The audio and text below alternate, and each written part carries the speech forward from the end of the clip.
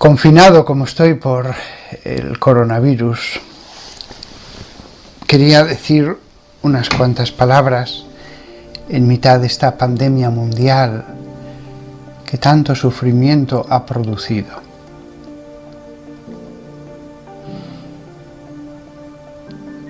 Y de verdad que no me he puesto a hablar aquí ahora por las buenas.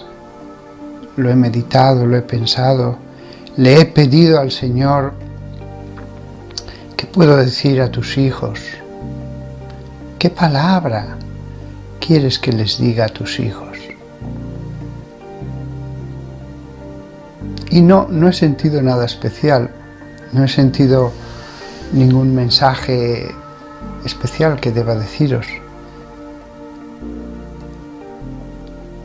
Por eso mis palabras van a ser en la humildad de la palabra de Dios. Leer unos cuantos pasajes y que cada uno saque sus propias conclusiones. No me gustaría dirigir esas conclusiones. Lo que quiero es que resuene la voz de Dios, la enseñanza de nuestro Padre celestial, que es trino. Pero antes de fijarme en unos cuantos versículos que creo que vienen al caso para la situación que vivimos,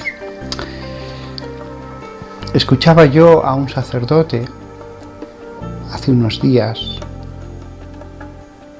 No es de mi diócesis, lo escuchaba por medio de internet.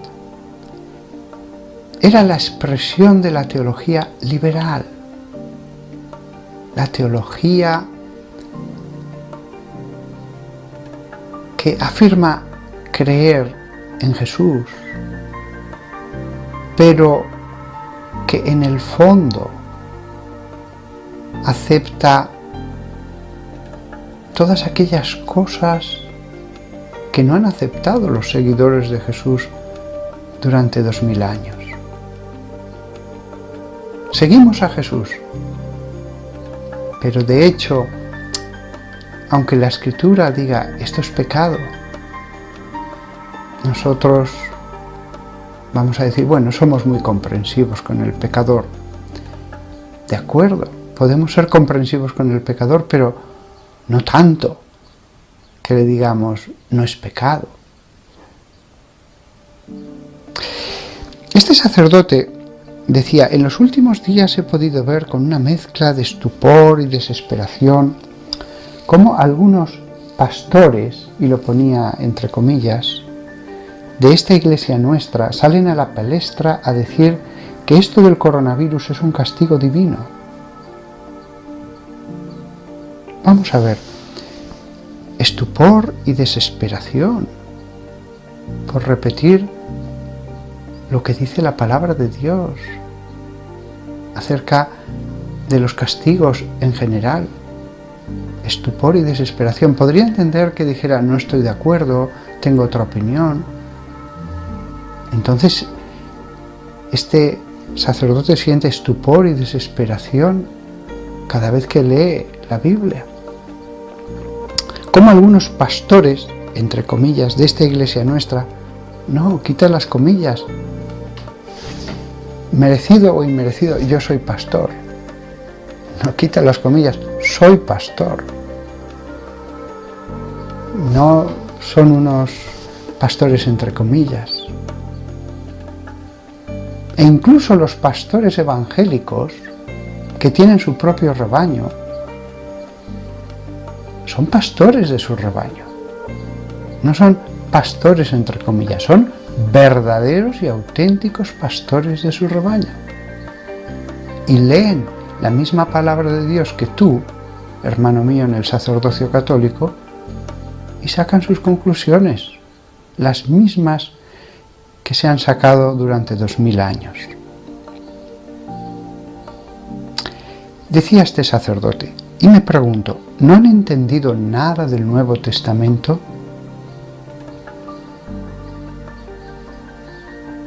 Increíble. afirmar que existen los castigos divinos significa no haber entendido nada del Nuevo Testamento.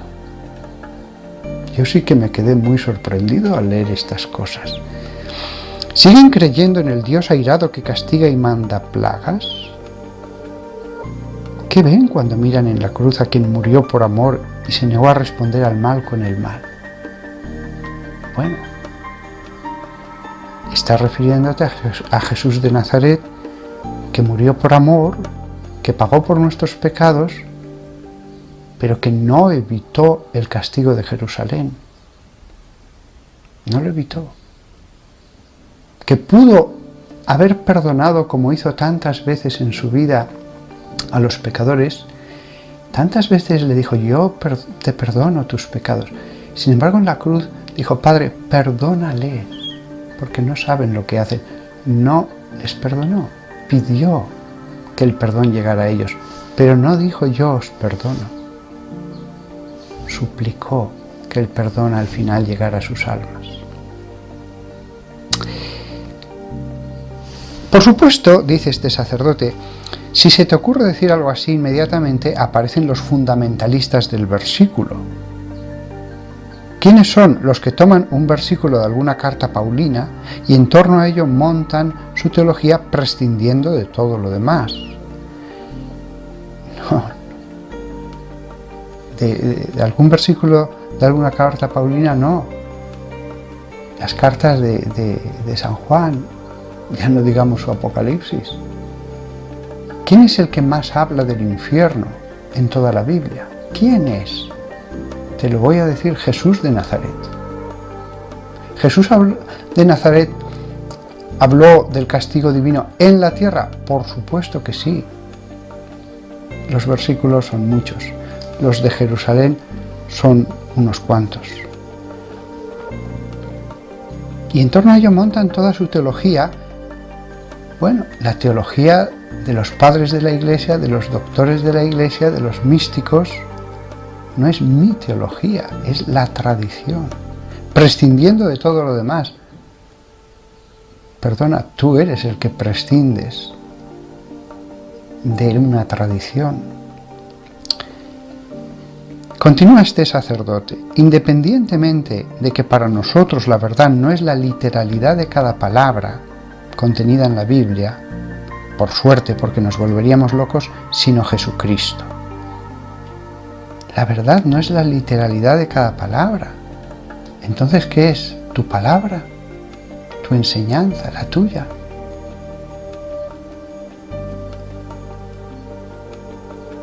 Me quedo muy sorprendido, de verdad. Y dice: la verdad es Jesucristo. Sí, pero si no nos podemos basar, como tantos teólogos liberales afirman, ni en las palabras de Jesús, porque niegan que Jesús haya dicho ciertas palabras del Evangelio, entonces ¿en qué nos basamos? En lo que tú nos digas. Sí, nos basamos en Jesucristo, pero si algo que dijo Jesús en el Evangelio no coincide, eso lo saltamos porque es un añadido de la comunidad, una glosa posterior, etc.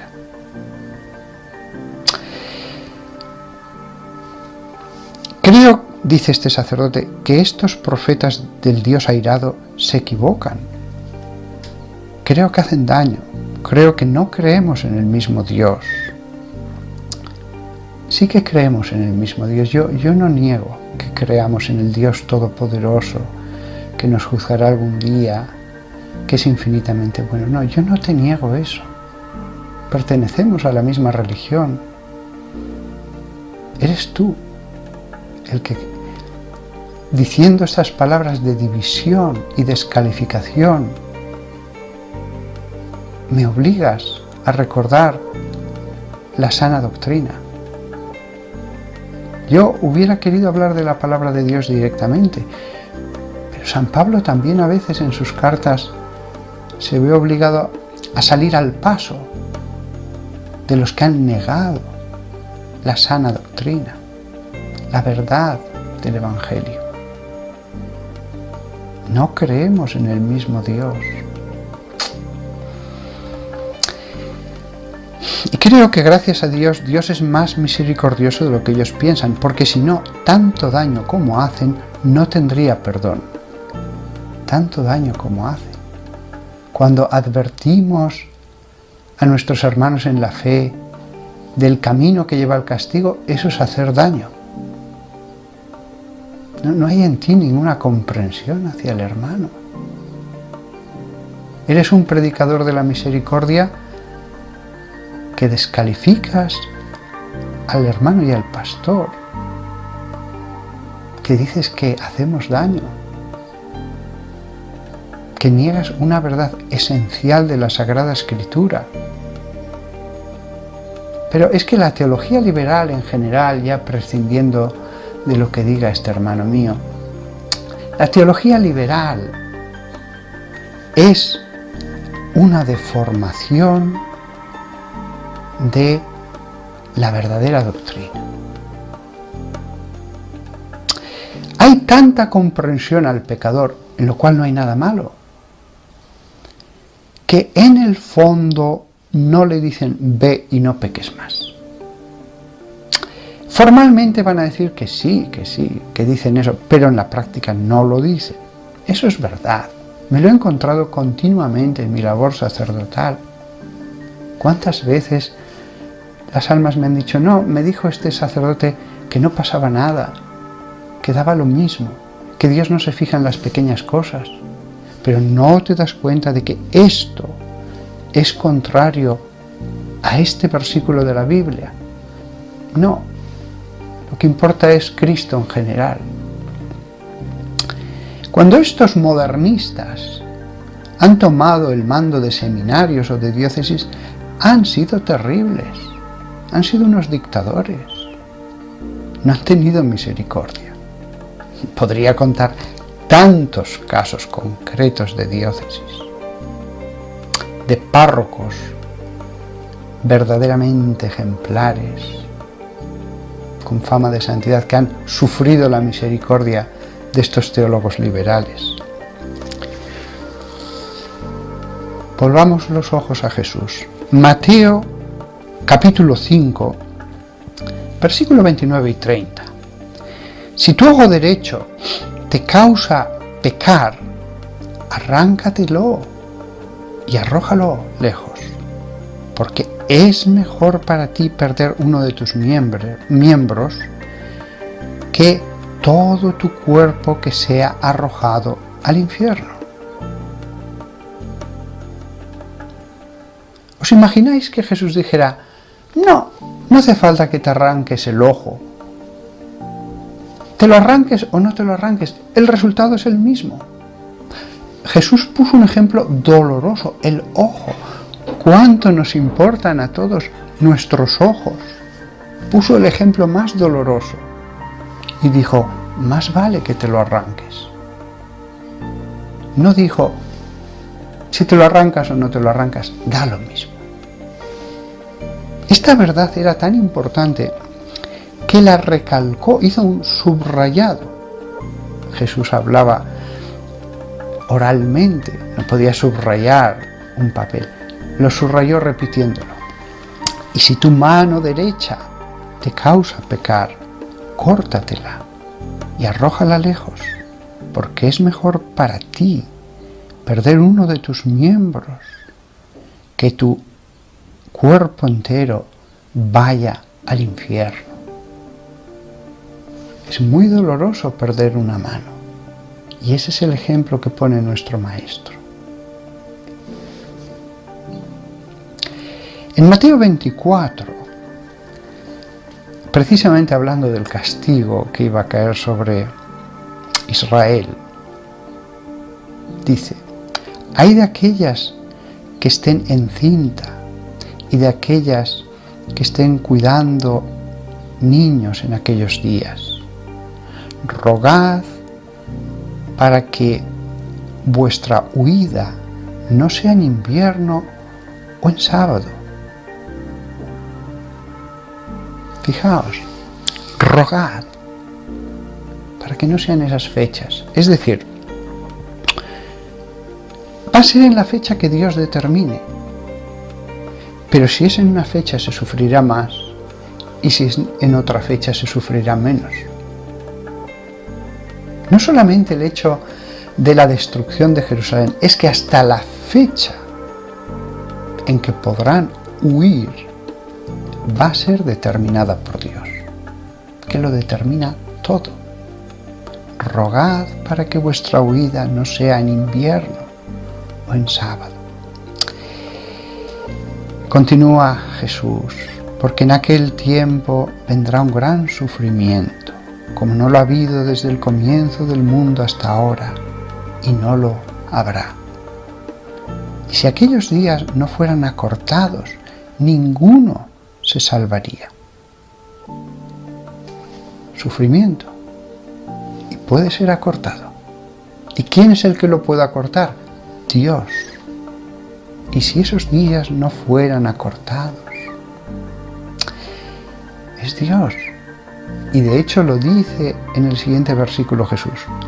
Pero a causa de los elegidos de aquellos días serán acortados. Flavio Josefo nos habla del tremendo sufrimiento que fue la destrucción de Jerusalén. Pero lo que no nos dice Flavio Josefo es la raíz más profunda de los hechos bélicos que él cuenta, la voluntad de Dios.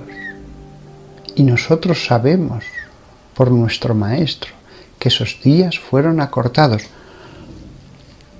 por causa de los elegidos, es decir, por la intercesión, por los méritos de ellos, se acorta el sufrimiento. Dios acorta el sufrimiento, Dios. Alguno me dirá, no, pero todavía mantengo esa idea que me han enseñado de que Dios en el fondo no quiere ningún sufrimiento y por lo tanto todo ocurre sin que Él lo quiera. Apocalipsis 16. Entonces escuché una alta voz que venía del templo, diciendo a los 7 ángeles: id y derramad sobre la tierra las 7 copas de la ira de Dios. ¿Se puede decir más claro? No, es que es el Antiguo Testamento. No, es el Nuevo Testamento, es San Juan el que está hablando de una revelación que ha recibido de Jesús, revelación de nuestro Señor Jesucristo. Así comienza el libro del Apocalipsis. Y oí una alta voz que venía del templo, y se va a repetir 7 veces: ve y derrama, ve y derrama. ¿El qué? La copa de la ira de Dios. Por lo tanto, cuando vemos el triste sufrimiento que cae sobre justos e injustos, no están muriendo solamente los malos, por supuesto que no. Cuando llueve, llueve sobre justos e injustos, sobre justos y pecadores. No podemos pensar entonces en el concepto de castigo divino.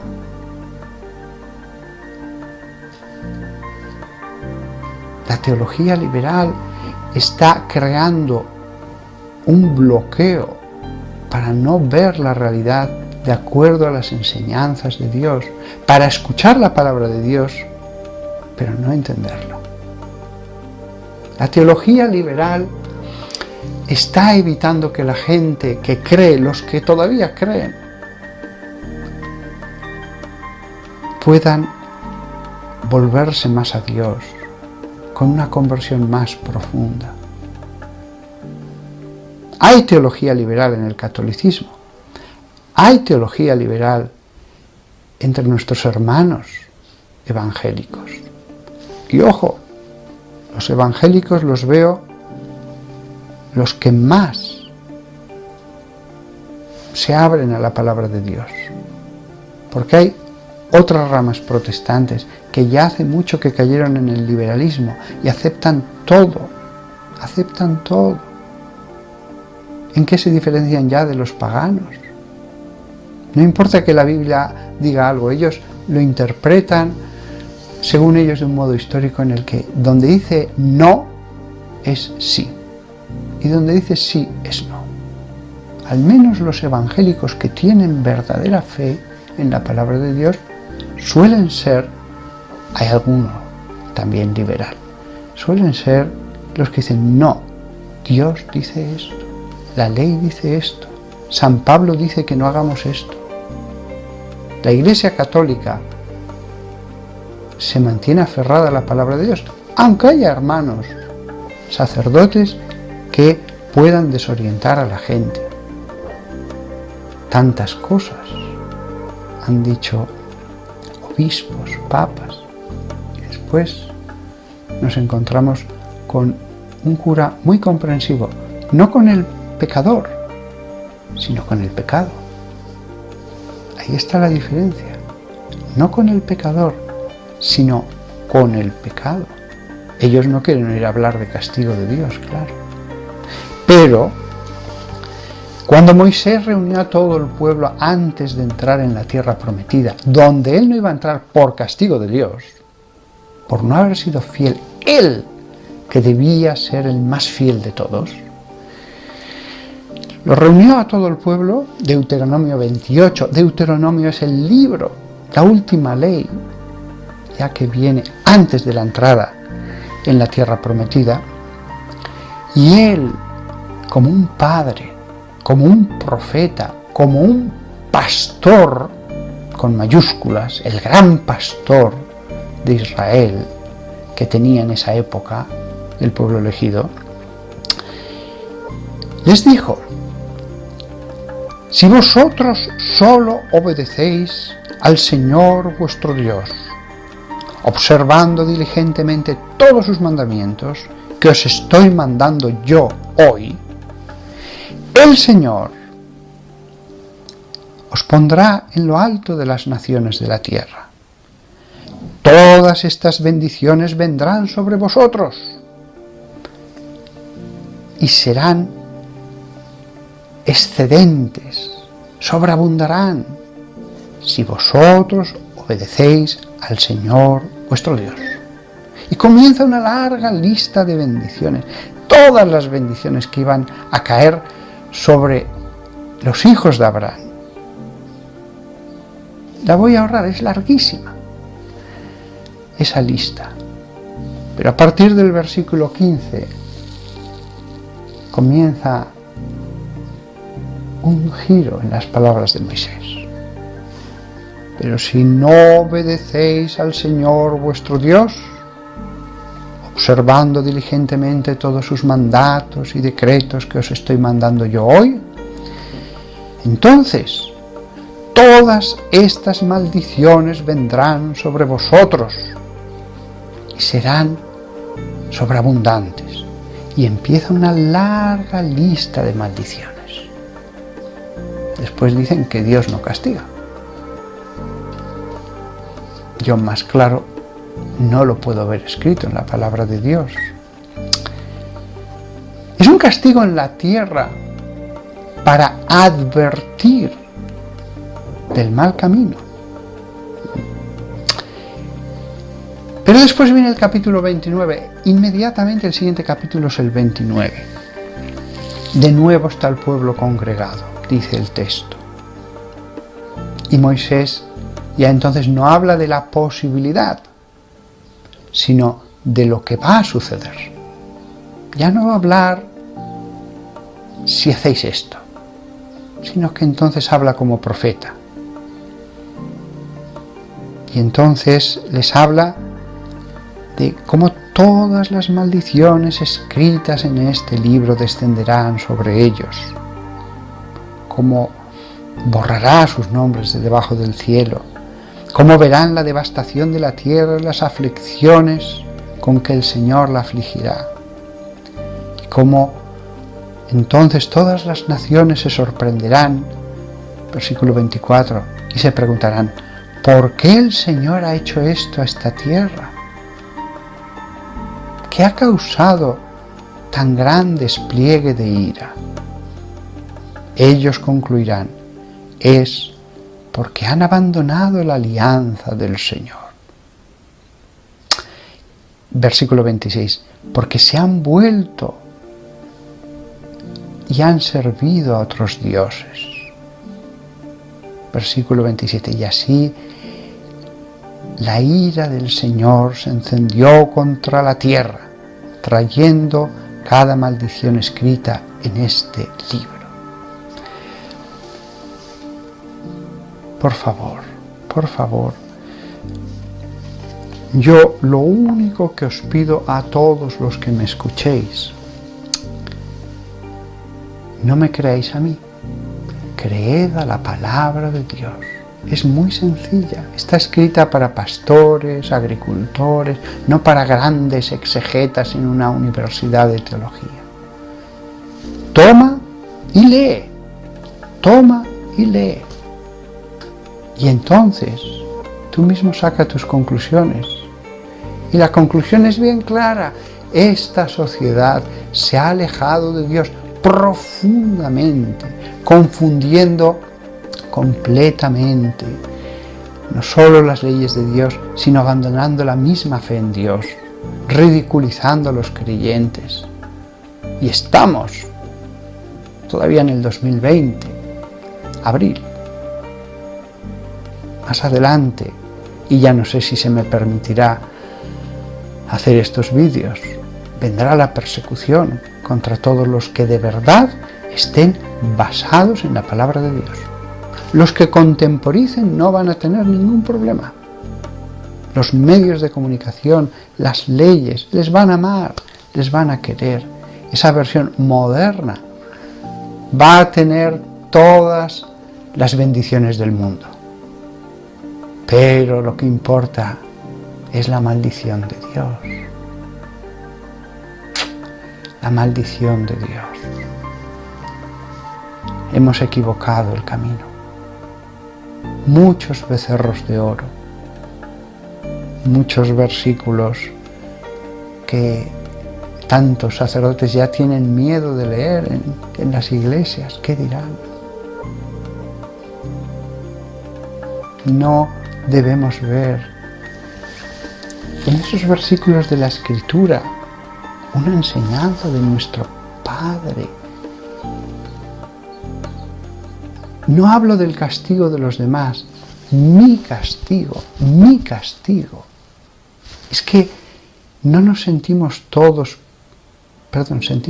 es que no somos todos pecadores, es que no hemos sido encerrados todos en el pecado, es que no cada uno de nosotros merece una parte del castigo divino. Si entendemos así nuestra vida, nos santificaremos, nos convertiremos, leeremos toda la Biblia aceptándola. Pero si ponemos una barrera humana entre la palabra de Dios y yo, entonces esto es un mal que no tiene ningún sentido ni ninguna dirección, solamente mal. Lo que nos dice la Biblia es no. Hay una providencia divina. Lee el mundo, lee los signos de los tiempos. En cualquier caso, yo no hablo para convertir a la sociedad, no. La sociedad ya está condenada, la sociedad ya ha tomado su decisión, una dirección muy clara. Y las copas de la ira se irán derramando, todas ellas. Sean unas copas de la ira finales, las apocalípticas, o sean copas de la ira como tantas veces se han arrojado sobre los pueblos a lo largo de la historia, desde antes de Cristo y después de Cristo, porque Dios es un Padre. No les envió a Jonás, a los ninivitas, que no eran judíos. Dios habla, porque tiene hijos. Lo que debemos hacer es aceptar esas copas en mí mismo. A lo mejor no caen sobre mí las 7, cae solo una. Siempre va a ser algo parcial, limitado. pero debo aceptarlas en mí. No resignarme, sino decir, Señor, acepto tu voluntad.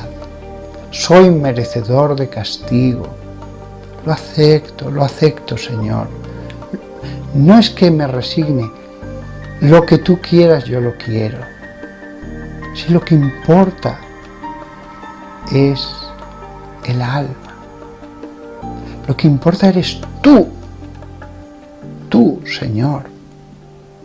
Que mi alma pueda estar contigo por días sin término, en los patios del templo del Señor, como dice el Salmo 23. Lo demás es todo temporal y es paja, y debemos verlo así. La economía que parecía tan grande, ahora todo el mundo sabe que se va a hacer añicos. Pero esto solo son los primeros capítulos, vendrán otros.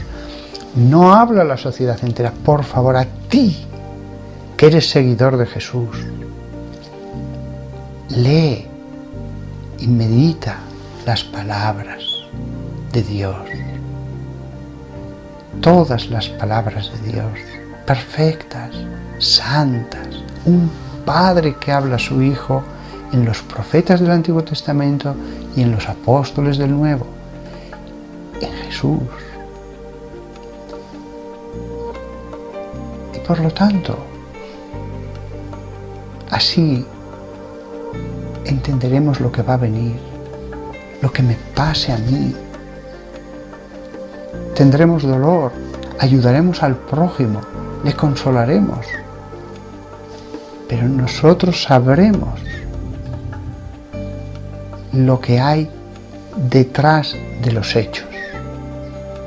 El pecado. Y un Dios que es virtud. Y que actúa ahora, como actuó muchas veces a lo largo de la historia, algunas grandiosas, las plagas del faraón, la deportación de los judíos en Jerusalén. Por favor, no os dejéis engañar, no os dejéis engañar, porque lo terrible sería que incluso con este decreto de Dios no entendiéramos nada. No es la sociedad la que se tiene que convertir. Yo tengo que examinar mi vida y decir, Señor, ahora me estás hablando, ahora tengo que cambiar, tengo que leer con amor estas palabras de castigo, leer las palabras de castigo para el aprovechamiento, leer la historia que vivo ante mis ojos como realización de decretos de Dios. Que todos nosotros nos pongamos en sus manos, estemos llenos de amor, queramos incluso a los que no piensan como nosotros, no nos enfademos con los cristianos progresistas y que nos sintamos cada vez más hermanos y todos muy necesitados de la enseñanza que viene de la boca de Dios, porque no somos nada. Creemos saber mucho y no somos nada. Que todos nosotros caminemos hacia el Señor con más fe.